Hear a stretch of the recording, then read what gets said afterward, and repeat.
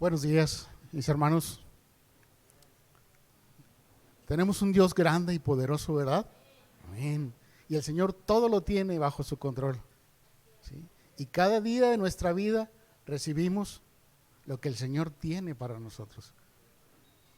Tenemos que abrir nuestro corazón siempre. Cualquier palabra que venga a nosotros, tenemos que recibirla porque viene de Él, tenemos que reconocerlo. Amén. Vamos a ponernos en manos del Señor. Padre, te damos gracias en esta mañana por tu infinita misericordia, Señor, hacia cada uno de nosotros.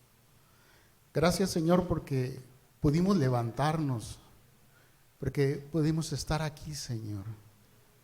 Gracias porque reconocemos, Señor, que tú tienes todo bajo control.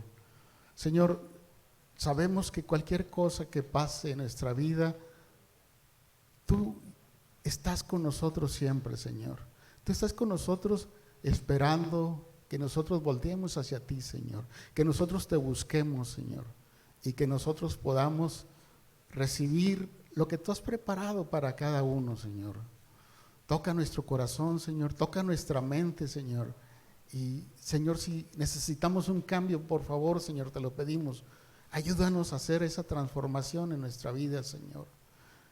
Aviva ese fuego del primer amor en la vida de cada uno de nosotros contigo, Señor. Te lo pedimos, por favor, en el nombre de Jesucristo. Amén. Hace ya algunos meses me tocó compartir y hablábamos acerca, el tema fue esperando en el Señor. En esa ocasión fue en el mes de julio, el 7 de julio para ser más exactos. Veíamos qué sucede cuando pasa el tiempo y nuestros planes, proyectos, inclusive en algunas ocasiones una palabra recibida de lo que el Señor tiene para nosotros, no llega con el paso del tiempo. ¿Qué sucedía? Nos decíamos en esa ocasión. Hablábamos de cómo debemos esperar hasta que la voluntad de Dios se cumpla en nuestra vida, conforme a los tiempos de Dios. Debemos de estar conscientes siempre que nuestros tiempos no son los tiempos del Señor.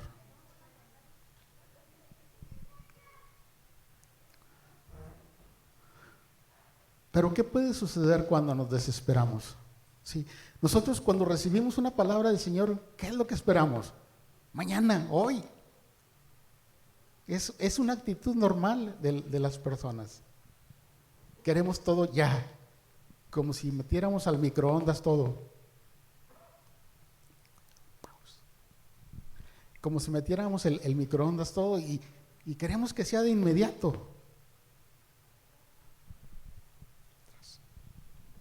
Que sea todo de inmediato. Y así no es las cosas cuando hablamos con Dios. ¿Por qué?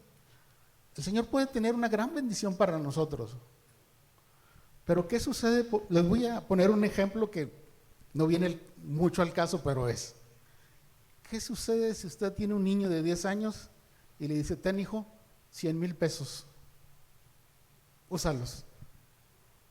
¿Sabe qué va a hacer? Lo va a echar a perder. ¿Sí? ¿Qué sucede si Dios tiene una gran bendición para nosotros y nosotros no estamos preparados para recibirla? Si en nuestro corazón hay orgullo, hay vanidad y hay tantas cosas que pudieran haber. ¿Qué sucede si recibimos la bendición? ¿Sabe? Lo que nos dio el Señor lo vamos a echar a perder. Entonces, ¿qué pasa en esos tiempos? El Señor, después de que nos da la palabra, empieza a tratar con cada uno. Mucha gente dice, yo no me quiero meter mucho con el Señor porque, híjole, me empieza a salir todo mal y me empieza a ir mal en todo. Pero ¿sabe una cosa? No es que le esté haciendo mal, no es que le esté yendo mal en todo, es que el Señor está tratando con la persona. Lo está llevando a deshacerse de todo lo que trae, que no es bueno para él y que en determinado momento le va a hacer daño. no va a ayudar. Entonces, nosotros tenemos que tener la calma. Gracias. Tenemos que tener la calma para ir hacia lo que el Señor dice. Normalmente no la tenemos. Si el Señor nos da una palabra que nos dice, tú vas a ser pastor, tú me vas a servir, ¿qué hacemos? Al día siguiente ya andamos juntando gente para abrir nuestra congregación y andamos buscando local. ¿Sí o no? Yo te estoy dando, que dice el Señor, el don de sanidad. ¿Y qué hace? Quiere ir a todos los hospitales y ver que toda la gente se levanta. Pero ¿qué sucede si la gente no se levanta? ¿Qué sucede si usted junta gente pero al día siguiente ya no van? Se desespera y empieza a decir, Señor, ¿por qué me abandonas? ¿Sabe por qué? Porque no era su tiempo. De eso hablamos en esa ocasión cuando tocamos el tema de esperando en el Señor. Nos desesperamos. Desesperar viene del griego exaporeo, estar totalmente carente de camino. Y damos oportunidad con esto de que el enemigo envíe pensamientos malos a nuestra mente y una raíz de amargura empieza a crecer en nuestro interior. Fíjese nada más, algo que se ve tan sencillo no lo es. Estamos fuera del camino, no sabemos qué hacer por nuestra desesperación. Pero lo peor en este caso, dice, damos oportunidad de que el enemigo envíe pensamientos malos a nuestra mente. Lo van a llover, le va a llover de cosas. Es que el Señor no te quiere, es que el Señor ya te abandonó, es que el Señor... Infinidad de pensamientos que no son realidad, pero que vienen a nuestra mente. Y dice, y una raíz de amargura empieza a crecer en nuestro interior. ¿Sabe que esta situación ha hecho que mucha gente abandone el evangelio?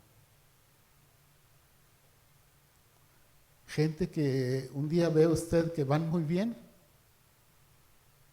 y de repente se apartan.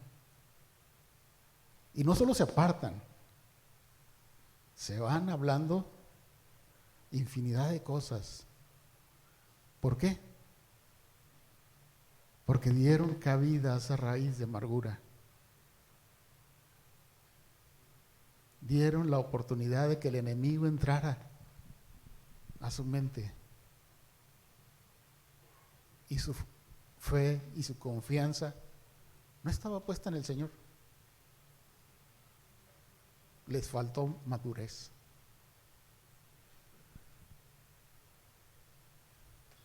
Pero fíjese una situación.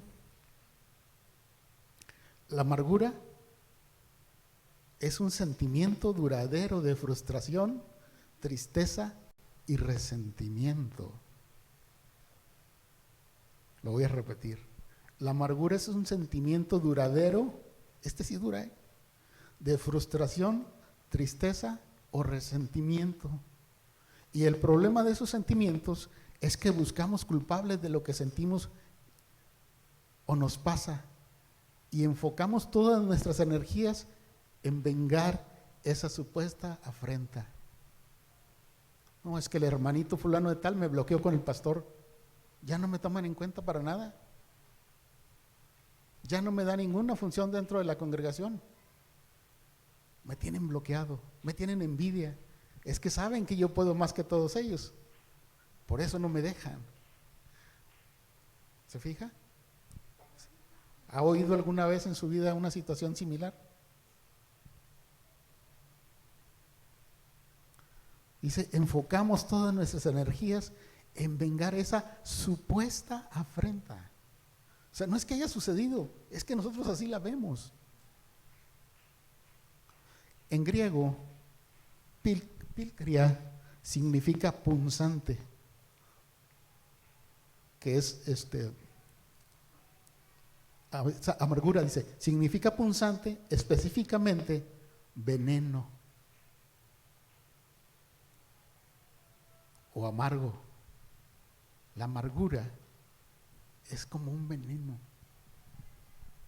que si lo dejamos entrar a nuestra vida, todo nos va a llenar.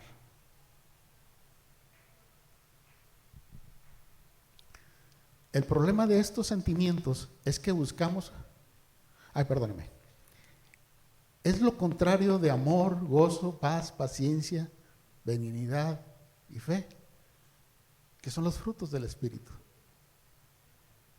Una persona con amargura en su corazón es una persona envenenada y que envenena con sus palabras y comentarios a los que la rodean.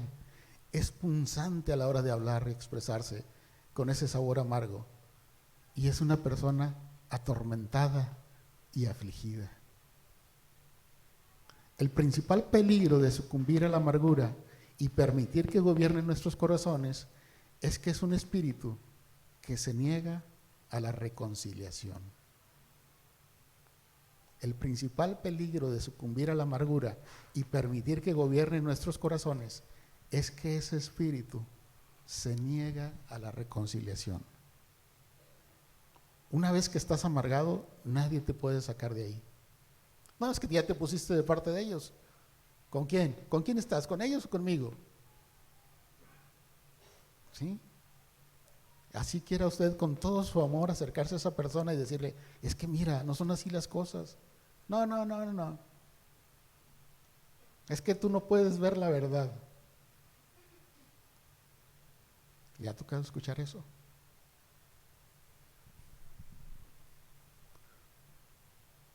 Dice, como resultado, la amargura conduce a la ira, que es la explosión externa de los sentimientos internos. Esa ira y enojo desenfrenado a menudo conducen al coraje, que es el egoísmo impulsivo de una persona furiosa que necesita que todo el mundo escuche sus quejas. Es el egoísmo impulsivo de una persona furiosa que necesita que todo el mundo escuche sus quejas. Otro mal provocado por la amargura es la calumnia, tal como se usa en Efesios 4. No se está refiriendo a la blasfemia contra Dios o simplemente una calumnia contra los hombres, sino cualquier comentario que brota de la ira y está pensado para herir o lastimar a otros. Ya me la hicieron, ahora me la pagan. Y aunque todo sea de aquí, que no sea de allá para acá. Vamos por favor al libro de Efesios capítulo 4 que estamos comentando.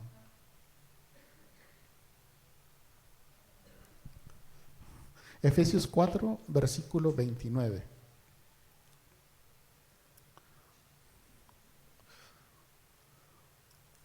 Dice, ninguna palabra corrompida salga de nuestra boca, de vuestra boca, sino la que sea buena para la necesaria edificación, a fin de dar gracia a los oyentes.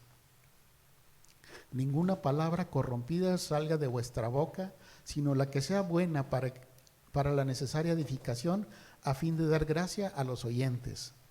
Dice palabra corrompida. Corrompida del griego sapros, significa corrupto, podrido, de habla mala. Dice que sea buena para la necesaria edificación.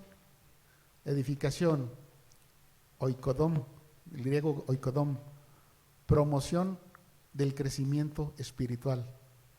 Versículo 30 dice, y no contristéis al Espíritu Santo de Dios, con el cual fuisteis sellados para el día de la redención. Quítese de vosotros toda amargura, enojo, ira, gritería y maledicencia y toda malicia. Dice el versículo 31. Antes, sed benignos unos con otros, misericordiosos, perdonándoos unos a otros, como Dios también os perdonó a vosotros en Cristo. Todo esto sucede, todo esto conduce a un espíritu de maldad que simboliza una mentalidad perversa o sentimientos de odio intenso. Esa clase de actitud es carnal y diabólica en sus influencias. La maldad es un intento deliberado por dañar a otra persona. Por lo tanto, toda forma de maldad debe de desaparecer, como nos dice Efesios 4:31.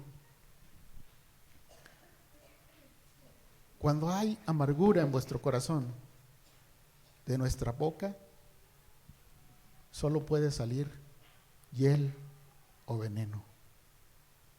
No pueden salir cosas buenas. Un árbol malo no da frutos buenos.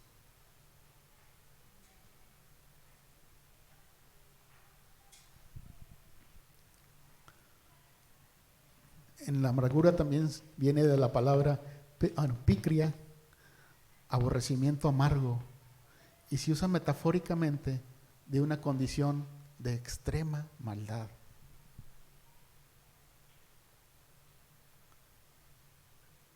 Usted puede estar pensando en estos momentos, ¿por qué nos está hablando el hermano de esas cosas? Eso es para los de afuera, no para nosotros. Fíjese que no, también es para nosotros. También en la iglesia suceden esas cosas. Y no estoy hablando de nosotros, sino en todas las iglesias. ¿Por qué se deshacen las congregaciones? Hay muchos factores, pero uno de ellos es este. Vamos por favor al libro de Santiago, capítulo 3.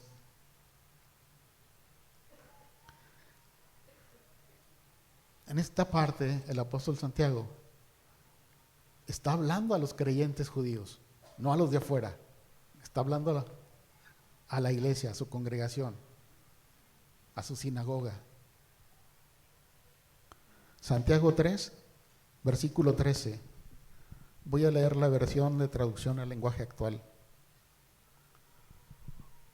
Dice: si alguno de ustedes es sabio y entendido, demuéstrelo, haciendo el bien y portándose con humildad. Pero si ustedes lo hacen todo por envidia o por celos, vivirán tristes y amargados. No tendrán nada de qué sentirse orgullosos y faltarán a la verdad. Porque esa sabiduría no viene de Dios, sino que es de este mundo y del demonio. Y produce celos, peleas, problemas y todo tipo de maldad. En cambio, los que tienen la sabiduría que viene de Dios no hacen lo malo, al contrario, buscan la paz, son obedientes y amables con los demás, se compadecen de los que sufren y siempre hacen lo bueno, tratan a todos de la misma manera y son verdaderos cristianos. A los que buscan la paz entre las personas, Dios les premiará dándoles paz y justicia.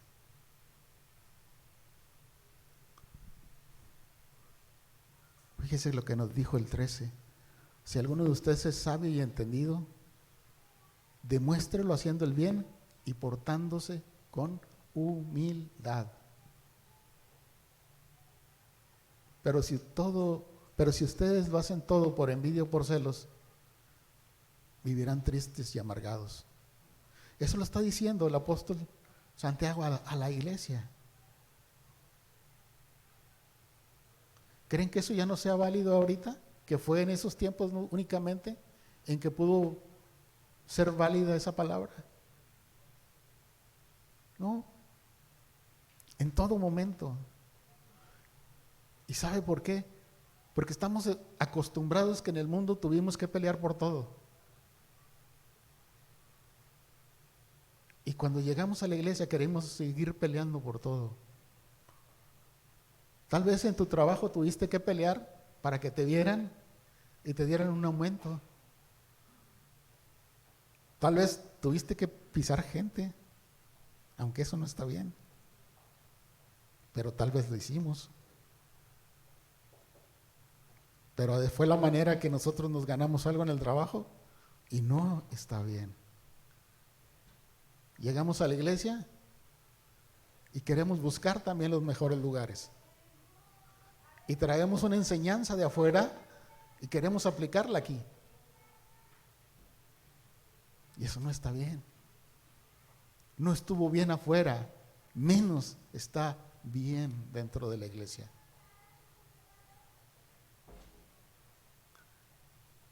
¿Qué dijo? ¿Qué leímos ahorita? Debemos portarnos con humildad. ¿Qué significa eso? Sí, Señor, que se haga tu voluntad en mi vida. Si el Señor tiene algo para ti, eso va a llegar a tu vida. Aun y cuando alguien se interponga, lo que Dios da, nadie lo puede quitar. Y nosotros debemos estar confiados en eso y estar esperando en eso. No en lo que nosotros pensamos que va a venir, no en lo que nosotros queremos que va a venir a nuestra vida, no en lo que alguien que algún día lo vimos por ahí, de esos que andan de congregación en congregación dando buenas noticias, no buenas nuevas,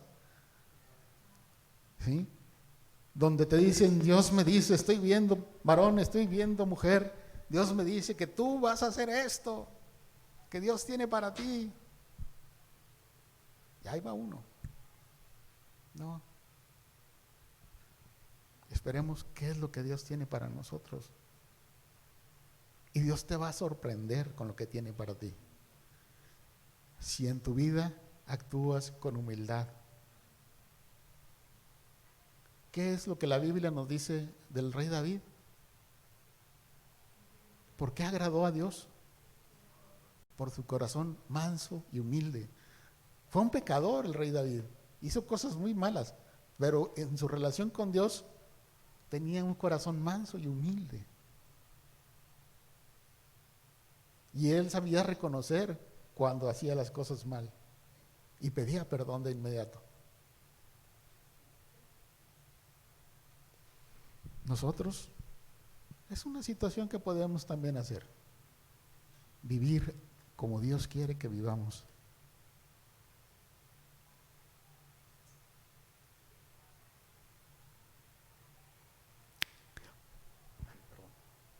Entonces, ¿qué debemos hacer? Vamos por favor al libro de Hechos, capítulo 8.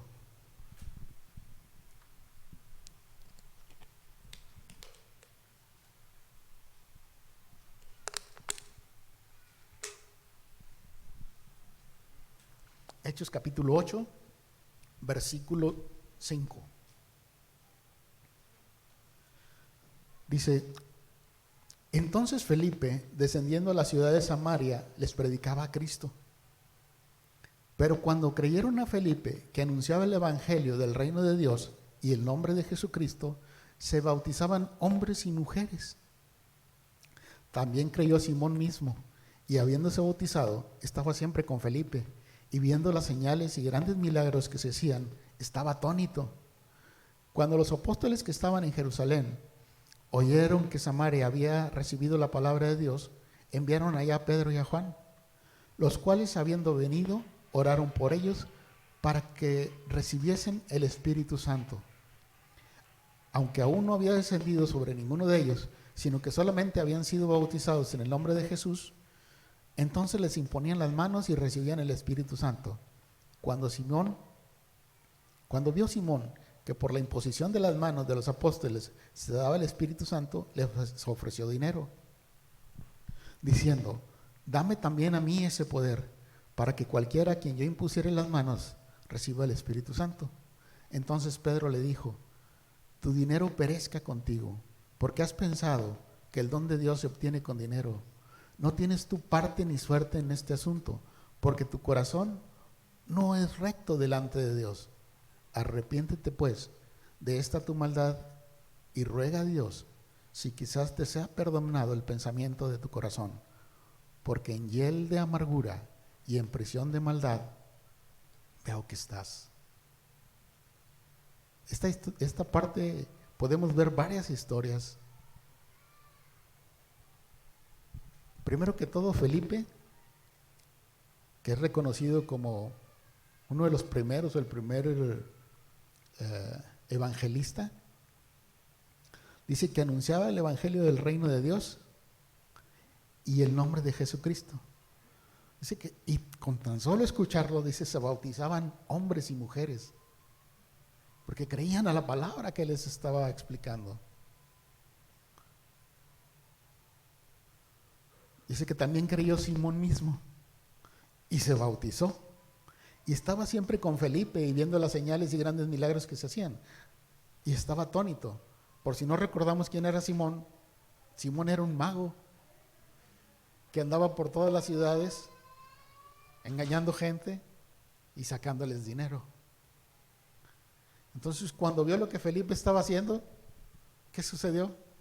Pues lo siguió y él estaba asombrado de lo que Felipe hacía, porque era un poder verdadero que, comparado con lo que él hacía, pues él era un fraude.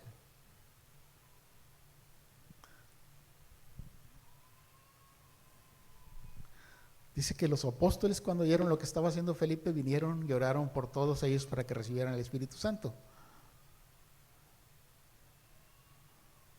Y habiendo visto esto, Simón le dice: dame también a mí ese poder para que cualquiera a quien yo impusiere las manos reciba el Espíritu Santo. ¿Le suena algo? ¿Le parece algo a lo que estamos hablando ahorita? Cuando dicen: es que el profeta fulano de tal viene a la ciudad, ¡ay, va toda la gente! Que me toque, a ver si me alcanza algo. Quiero ese poder que él tiene. Viene el apóstol X, ahí va la gente. Yo he visto llorar a gente desesperada porque no se puede acercar a alguien que tiene como un nombre muy grande. En nuestros primeros años en el Evangelio nos tocó participar en varias campañas y nos tocaba hacer el cerco para que la gente no se acercara a esos grandes hombres, porque no querían que la gente se les acercara. Y yo veía la cara de ellos y decía: ¿cómo es posible? Es que si él me toca voy a sanar, y es que si él me toca, y es que si él... Dices: pero espérame, es Dios el que hace las cosas, no es un hombre, por más famoso que sea. Viene un cantante famoso y todo el mundo quiere ir al concierto, y si se puede, que ore por ti a ver si se te pega algo. Se te va a pegar el chamuco. La verdad, créame, los cristianos nos estamos volviendo unos idólatras. Nosotros no tenemos imágenes, nosotros no tenemos bultitos, pero en nuestra mente nos estamos volviendo idólatras.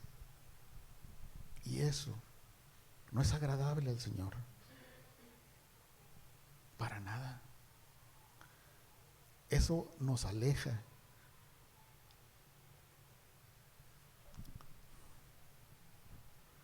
En este caso, este hombre quiso tener ese poder que tenían los apóstoles. Él tenía dinero para darles y quería ver si él los podía recibir para él hacerlo. Y desde luego, él lo quería para sacarle provecho. Pero ¿qué le contesta el apóstol? Tú no tienes parte ni suerte en este asunto, porque tu corazón no es recto delante de Dios. O sea, tú lo que quieres es para ti. Arrepiéntete pues de esta tu maldad y ruega a Dios si quizás te sea perdonado el pensamiento de tu corazón. Ruega a Dios y arrepiéntete para que seas perdonado. Dice: porque en hiel de amargura y en prisión de maldad veo que estás.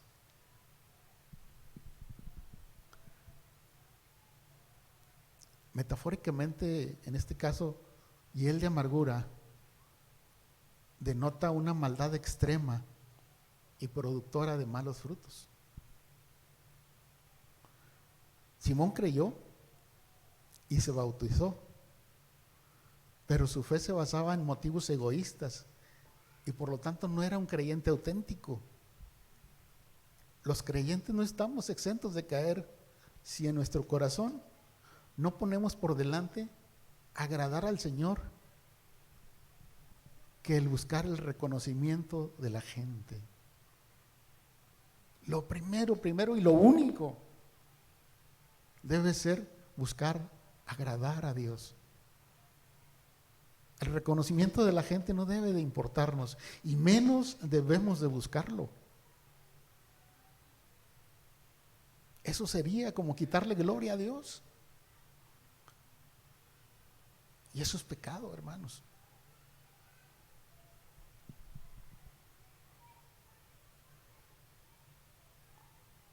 Dice que en su sentido figurado, la amargura que estamos hablando en este caso se refiere a un estado mental o emocional que corroe o carcome.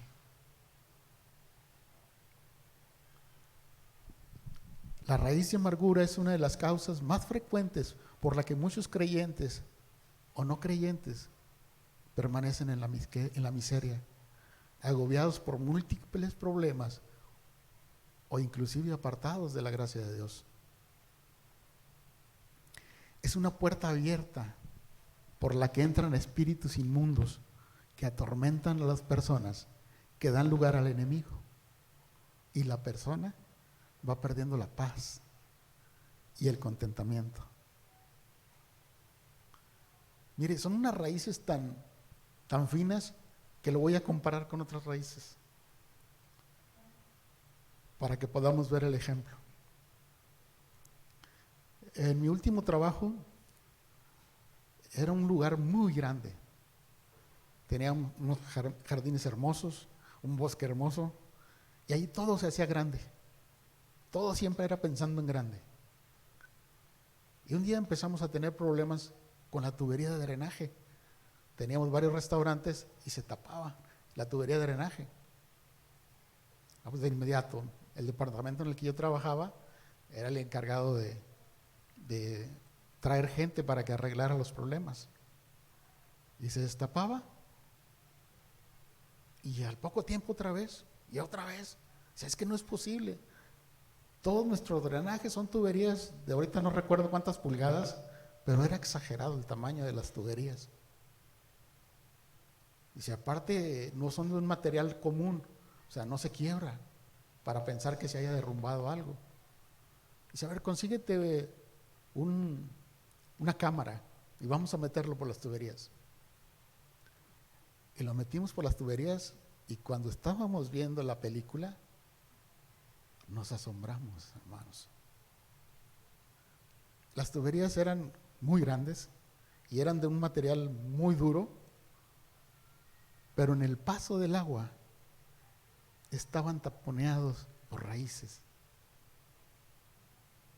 Decía el ingeniero de mantenimiento, es que no me explico cómo estas raíces pudieron penetrar esa tubería. ¿Sí? Imagínense ahora con nosotros. Dios nos rescató a través de su Hijo Jesús. Él hizo el sacrificio por nosotros. Él pagó por nuestros pecados. Pero nosotros, llega un momento en que en lugar de estarlo buscando, en lugar de darle gloria a Él, en lugar de darle las gracias, dejamos abierta la puerta. ¿Qué creen que pueda suceder en nuestra vida? Esas raícitas tan finas entran en nuestro corazón, entran en nuestra mente. ¿Ya te fijaste? Mira, tienes 20 años en la congregación y no te tienen confianza. ¿Ya te fijaste? El hermano acaba de entrar, no tiene ni un año y mira, ya le dieron oportunidad que colabore. Y así, una tras otra raicita que intenta entrar a nuestra mente, que intenta entrar a nuestro corazón. ¿Y qué sucede si nosotros tenemos la puerta abierta? Eso va a entrar. Y sabe una cosa, en nuestra mente se va a volver realidad. Lo vamos a creer, lo vamos a aceptar, lo vamos a admitir. Y no solo eso, lo vamos a proclamar.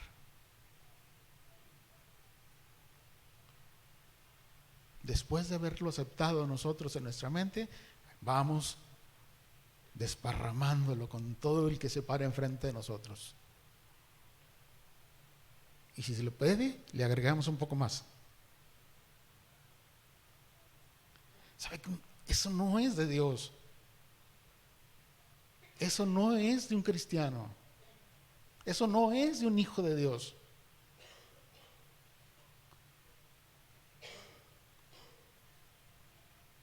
Dice, no puede suceder eso en una iglesia. Sucede. Como decíamos hace rato, a veces las iglesias se desintegran por cosas de ese tipo.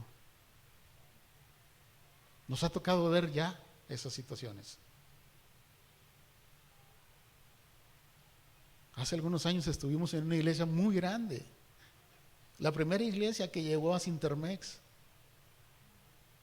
Nadie le abría, para las iglesias no se abría Sintermex. Fuimos la primera iglesia que se abrió allí. Y se rentaban varios salones. ¿Y sabe qué sucedió? Una hermana dijo, es que la hermanita fulanita de tal se le queda viendo a mi esposo. Y su forma de verla no está bien. ¿Y qué sucedió ahí? Se empezaron a hacer bandos, empezaron los problemas y la iglesia se desintegró. Por algo que no existía. Tal vez ella sintió celos porque la hermana estaba pues guapa, pero no había nada. Pero el enemigo aprovechó la oportunidad. Y algo que se veía una obra grande para Dios, se perdió. Y así sucede en muchas iglesias.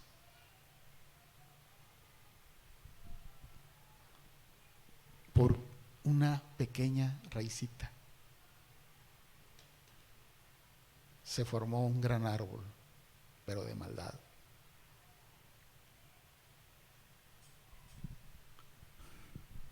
Vamos por favor al libro de Hebreos, capítulo 12.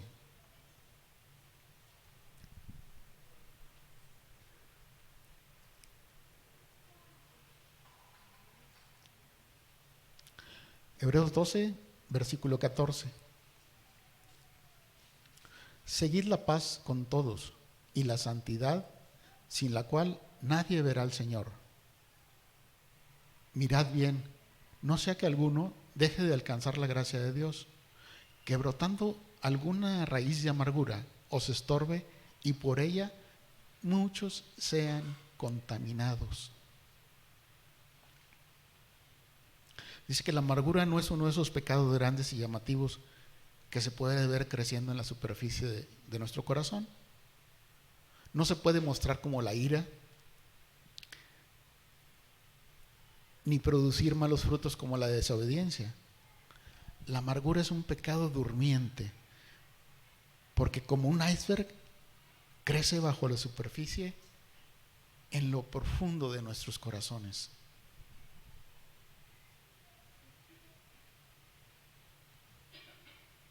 En el versículo 15 leíamos, brotando alguna raíz de amargura nos estorbe y por ello muchos sean contaminados. ¿Cómo van a ser contaminados? Por lo que nosotros decimos.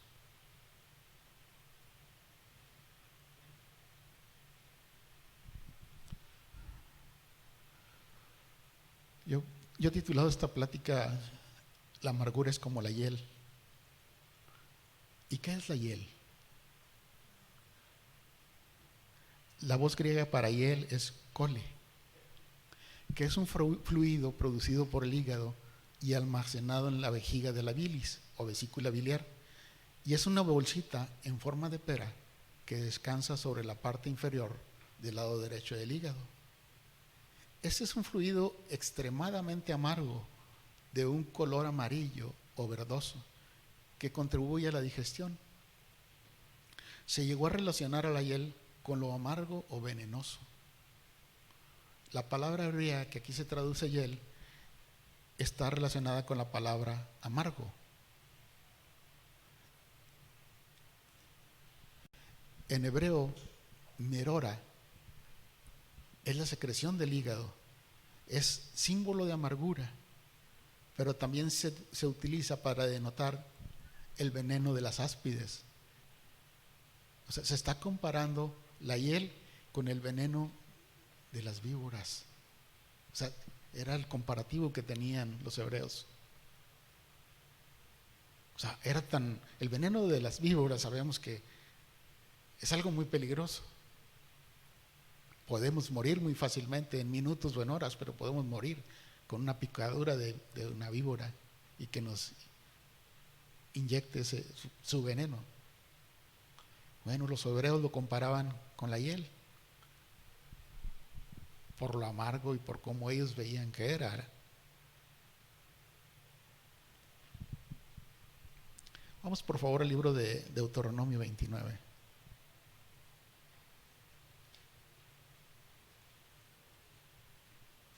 Yo voy a leer palabra de Dios para todos.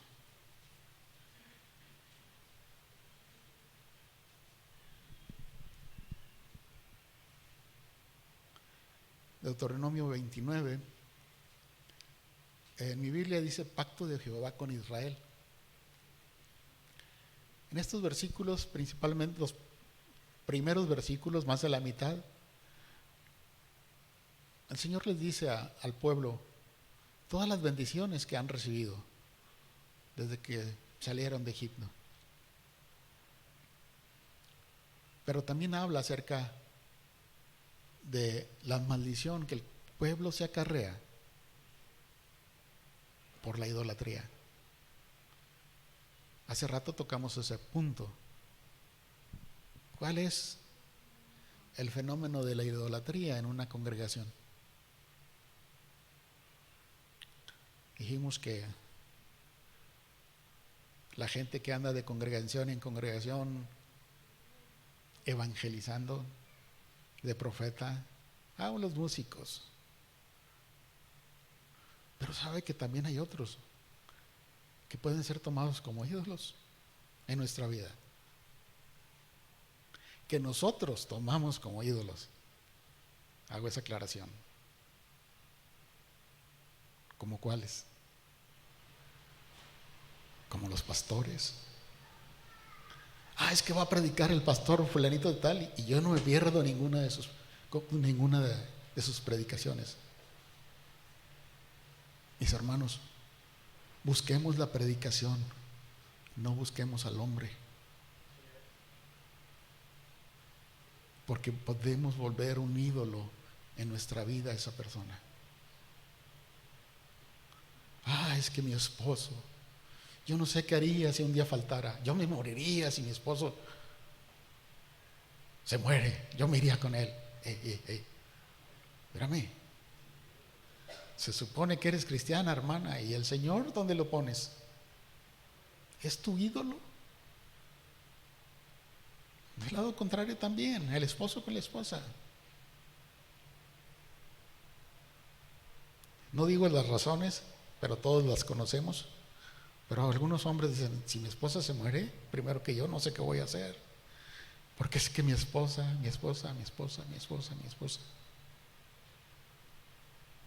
¿Es tu ídolo? ¿Sabe que hace algunos años un hermano que yo apreciaba mucho, y lo sigo apreciando pero ya no lo veo, un día el Señor me dijo, dile esto, y se lo dije, y la palabra era, cuídate de tu esposa, porque ella te puede hacer caer. ¿Y sabe qué sucedió? Con el paso del tiempo, ellos se apartaron, se fueron de la congregación, pero no solo se fueron, ya no buscaron ninguna otra congregación. Él era una persona muy entregada al Señor. Ella aparentaba hacerlo, pero algo no le gustó a ella y se fueron. Él la siguió. ¿Sabe? Esas situaciones nos pueden hacer cambiar. ¿Dónde tenemos puesta nuestra vista? Estamos cambiando las estampitas por otras cosas. Estamos cambiando los monitos por otras cosas. Pero que finalmente están distrayendo nuestra vista de Dios.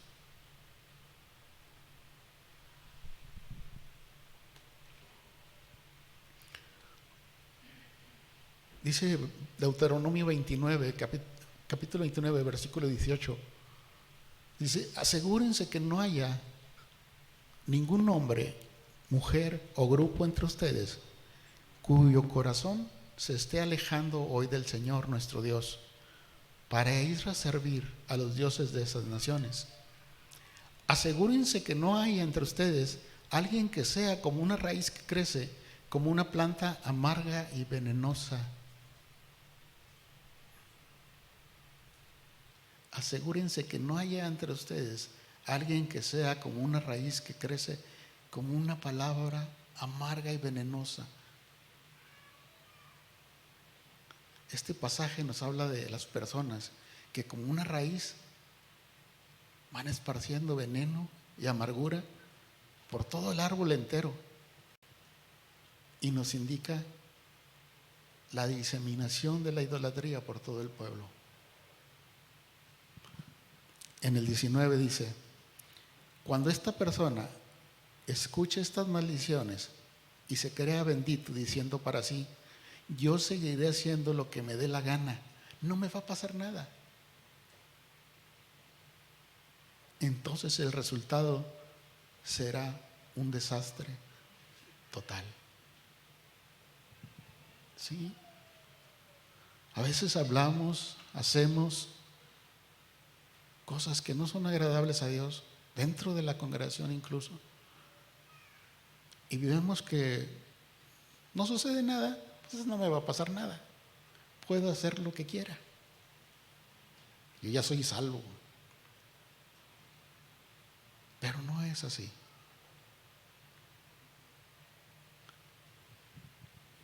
Dios todo lo ve.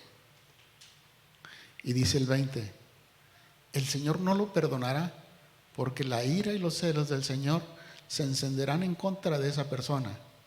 Las maldiciones escritas en este libro le pasarán a esa persona, y el Señor borrará toda memoria de esa persona sobre la tierra. La idolatría no es solo un culto a las imágenes, como decíamos hace rato. También puede ser que en una iglesia alguna persona sea para nosotros ese ídolo que hablábamos hace rato. Hemos visto las causas y las consecuencias de nuestras desviaciones dentro de la iglesia, por lo cual el temor del Señor debería de venir a nuestra mente y a nuestro corazón. Pero lo más importante en toda esta situación es que no fuimos rescatados con ese propósito. Dios no envió a su Hijo a salvarnos para que fuéramos los mejores. Cristo no dio su vida en la cruz del Calvario para que nosotros podamos presumir que somos los mejores, que somos líderes, que somos tantas cosas que se hacen actualmente en una iglesia. Ese no es el propósito.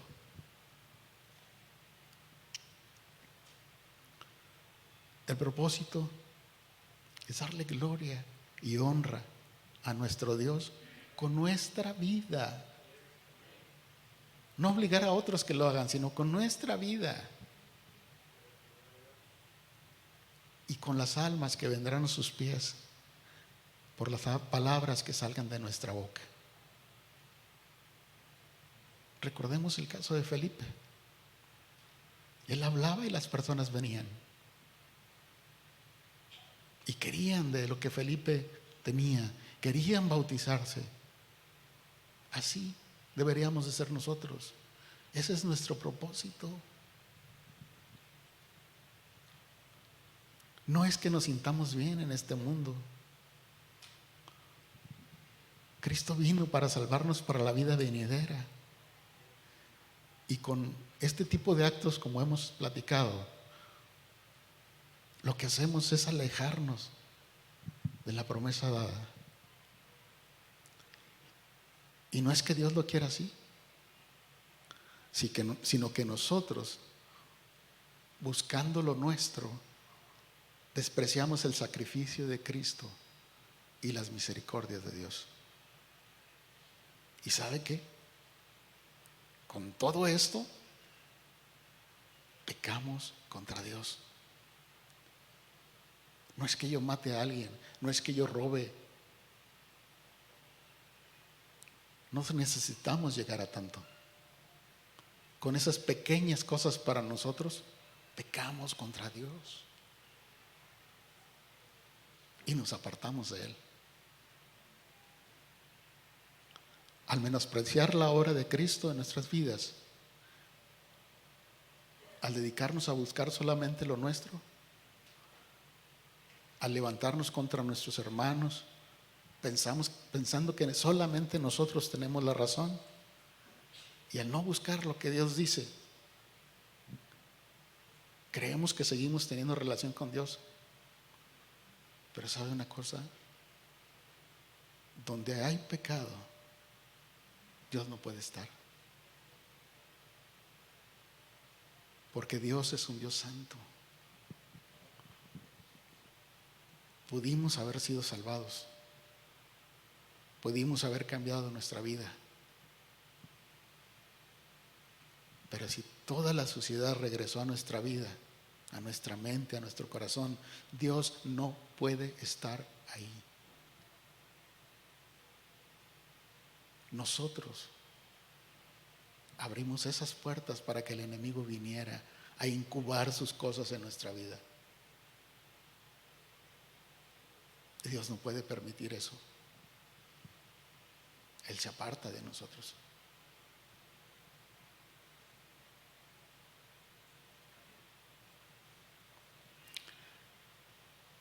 Vamos por favor al libro de Números, capítulo 15.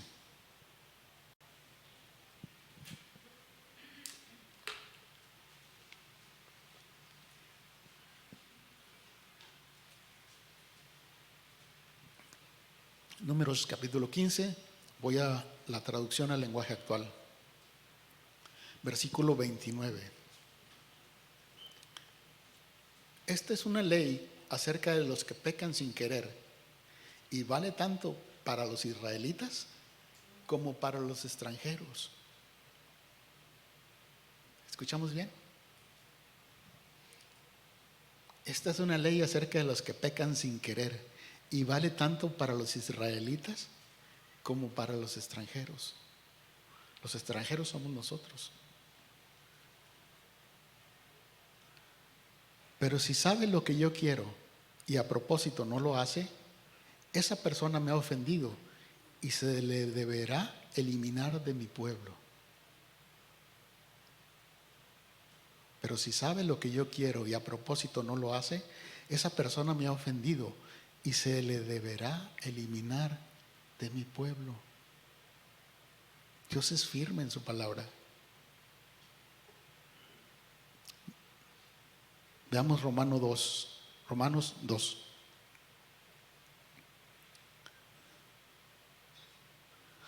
Traducción al lenguaje actual, versículo 1. Dice: cuando alguno de ustedes acusa a otro de hacer algo malo, se acusa a sí mismo, porque también hace lo mismo. Así que no tiene ninguna razón de acusar y juzgar a otro. Aunque todos sabemos que cuando Dios juzga a quienes hacen lo malo, los juzga correctamente. Y si ustedes acusan y juzgan a los demás, pero hacen lo mismo que ellos, están muy equivocados si creen que Dios no los va a castigar. 4. Dios es muy bueno y tiene mucha paciencia y soporta todo lo malo que ustedes hacen, pero no vayan a pensar que lo que hacen no tiene importancia. Dios los trata con bondad para que se arrepientan de su maldad. Pero si insisten en desobedecerlo y no se arrepienten, harán que Dios les aumente el castigo. Llegará el día del juicio final, cuando Dios juzgará a todos y muy enojado los castigará a ustedes, porque Dios le dará a cada uno lo que se merece. A todos, a los que hicieron lo bueno, con la esperanza de recibir de parte de Dios reconocimiento, honor y vida eterna, Dios los dejará vivir para siempre con Él. Pero a los egoístas y malvados y que no quieren hacer lo bueno, los castigará con todo su enojo. ¿Nos quedó claro?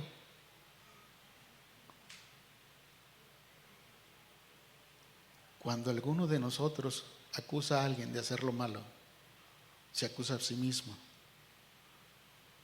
cuando también hace lo mismo. Así que no tiene razón de acusar y juzgar a otro.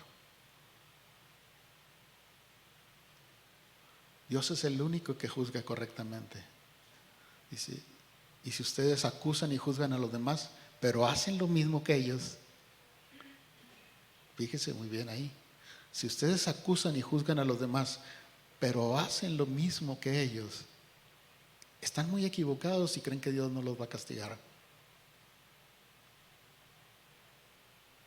Dios es muy bueno y tiene mucha paciencia y soporta lo malo que ustedes hacen. Pero no vayan a pensar que lo que hacen no tiene importancia, porque Dios los trata con bondad para que se arrepientan de su maldad.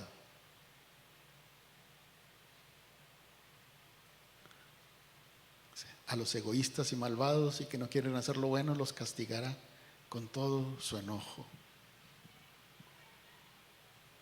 Hace rato hablábamos acerca de que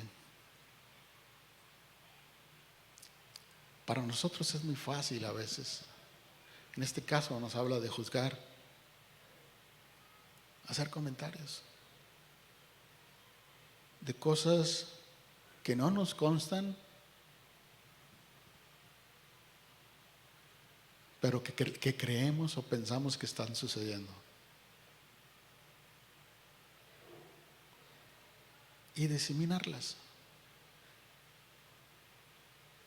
Como se dice en el mundo, hacer nacer los chismes del lavadero.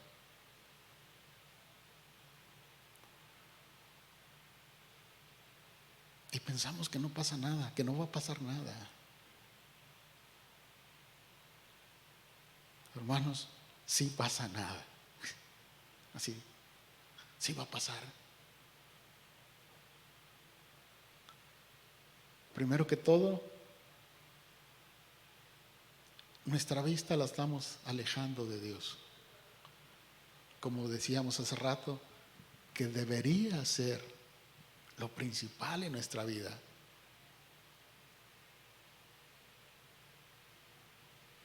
Dios es lo que debemos de buscar.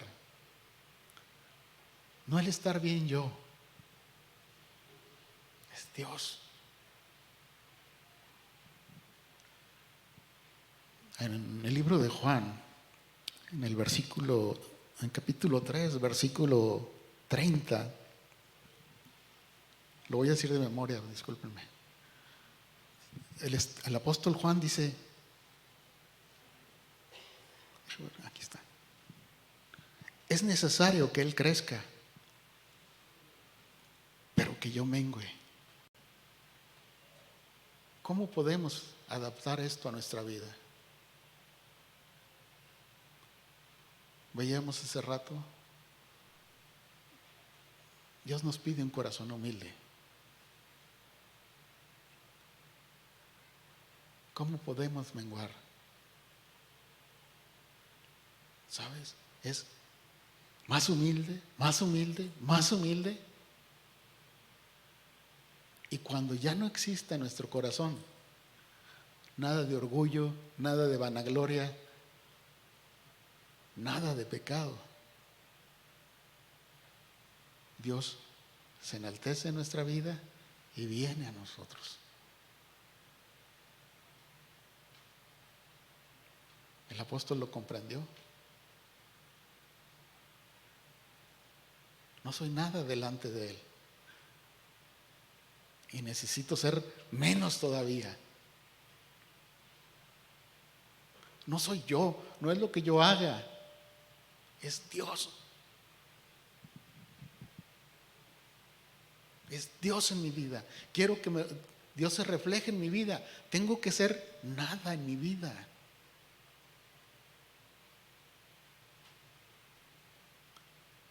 No tomemos esa humildad como un castigo. Simple y sencillamente es nuestra relación con Él.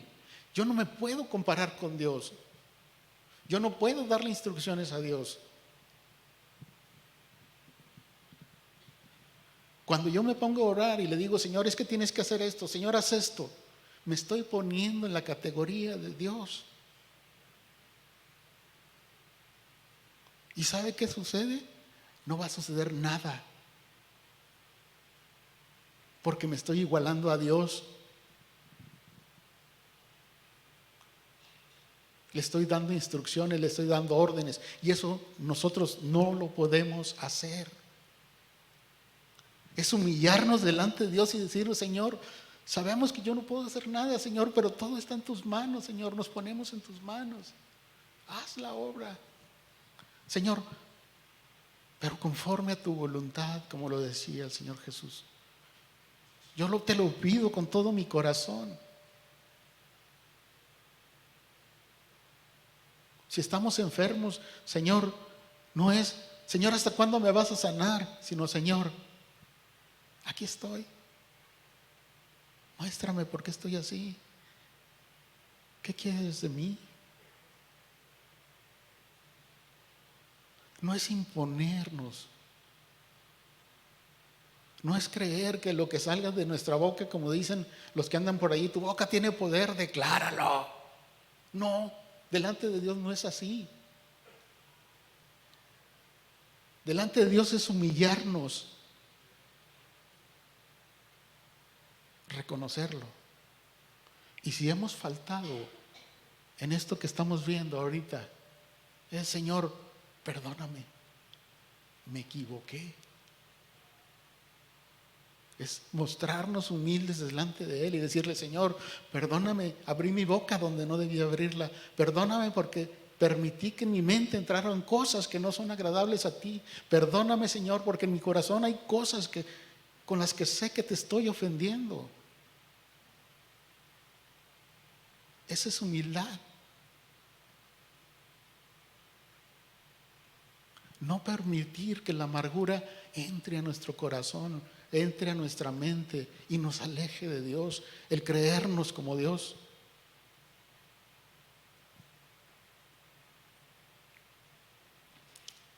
Nuestro propósito es llevar la palabra de Dios a otros que no lo conocen, pero con humildad, no con orgullo ni con soberbia, y menos con amargura. Si aquí no me hacen caso, me voy a otro lugar y van a ver lo que soy capaz de hacer: destruir la vida de un montón de gente, porque no hay esa humildad.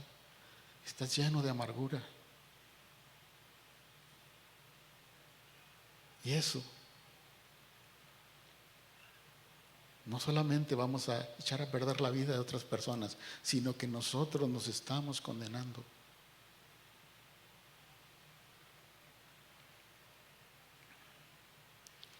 Los únicos culpables de lo que sucede en nuestra vida somos nosotros. porque descuidamos nuestra relación con Dios. Al poner nuestros ojos en los demás y envidiando lo que ellos reciben, nos vamos alejando cada día más y más de Dios y de sus bendiciones. Mis hermanos, yo los invito sinceramente que no dejemos esto como algo escuchado, como algo que se le ocurrió al hermano que está ahí arriba, sino que lo meditemos. Y si hay algo de esto en nuestra vida, que hagamos lo que tiene que hacerse. Al principio les decía, creemos que toda palabra viene de Dios. Sí, bueno.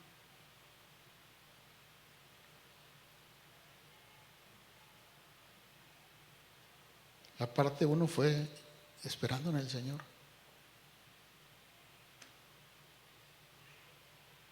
Parte 2,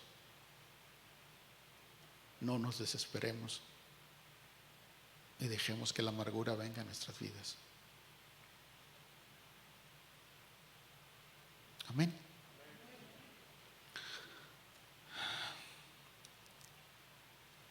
Yo los invito, si alguien siente en su corazón que tenga que pedir perdón, no les pido que vengan aquí al frente o alguna manifestación. Simple y sencillamente, si quieren, ahí donde están. Pero concentrémonos, demos un repaso a nuestra vida. ¿Cómo estoy delante de Dios? No cómo me ven los que están aquí. ¿Cómo estoy yo? Y si nos hemos dado cuenta que en algo hemos fallado, pidamos perdón.